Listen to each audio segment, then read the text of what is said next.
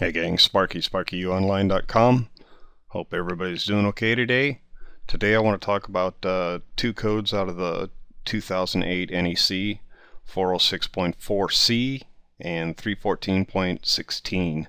There's quite a bit in the 314.16, but specifically we're going to talk about the wire fill in the box here with your devices.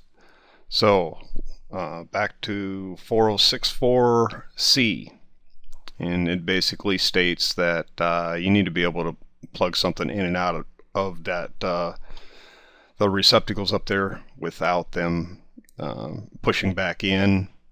Could create a short, could prevent them from plugs being pushed in all the way. Several different things. Kind of says the proper installation of receptacles helps ensure that detachment plugs can be fully inserted, thus providing better contact. That's part of it. And another part is by restricting the movement of the receptacle, effective grounding continuity can be maintained for contact devices or receptacle yokes where the box is installed flush with the wall surface or it projects therefrom. That's kind of basically what it's saying, is it needs to keep these receptacles secure in here by using these different screws. You're not allowed to have just one screw. You have to have 3 screws in there per 4064. So let's move on to the next one. So this is a basic cover, 4-plex. I call them an industrial cover. Comes in a bag, comes with those little screws. Don't throw them away. And if you take a look here, exposed work cover, 4-square box, 1/2-inch raise, 2 duplex. I know you can read all that, but I'm just spitting it out.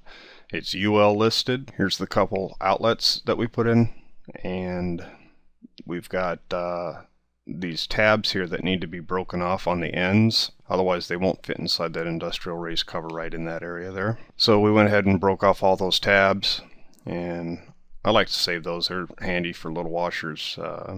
Sometimes you can use them for just various different reasons. And there's the basic screws to cover. These screws come, I forget what that's called, knurled or gnarlied or something like that, so that when you tighten them up, they kind of set themselves into the cover and keeps them from loosening up. And here's a view once they were installed.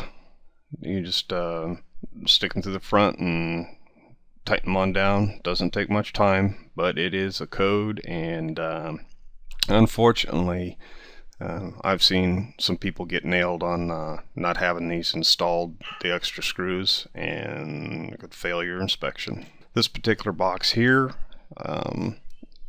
is covered under 314.16, and you know, if we would have tried to put all these MCs up into the one box rather than putting them down below, we definitely would have exceeded our wire fill in there. I'm going to leave it up to you guys to look that up in the book and read more about that.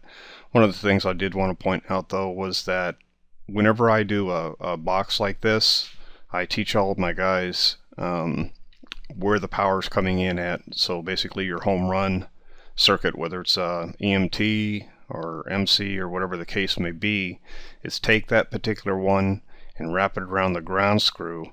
That way you know which one's the power coming in, should you ever have to get back in and troubleshoot, hot check it or whatever.